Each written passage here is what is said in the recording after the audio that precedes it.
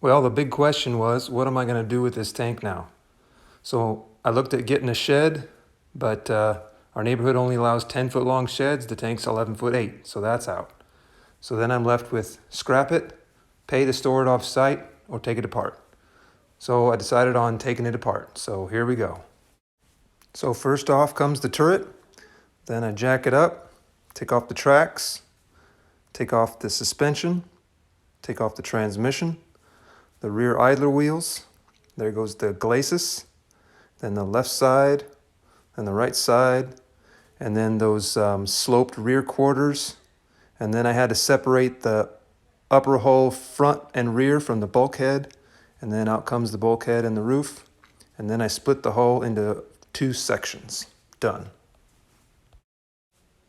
Now let's see what we got here. There's the rear deck, suspension, tracks, the hull, 2 halves, the roof, left side, right side, and miscellaneous pieces here. There's the transmission, the rear and the front panels. And then we'll go over here and get a look at the piping for the water storage. So there's the 20 feet of piping and about 5 gallons of water storage for the water guns, view of the back of the transmission, and then the turret. And you can see all of this takes up a lot more space when it's taken apart. So I think the only option is to reassemble it for storage.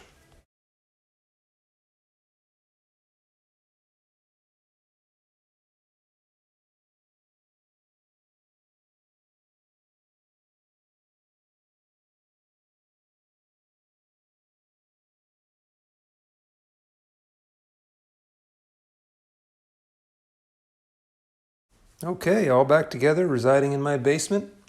Here she'll sit until the next 4th of July. See you then.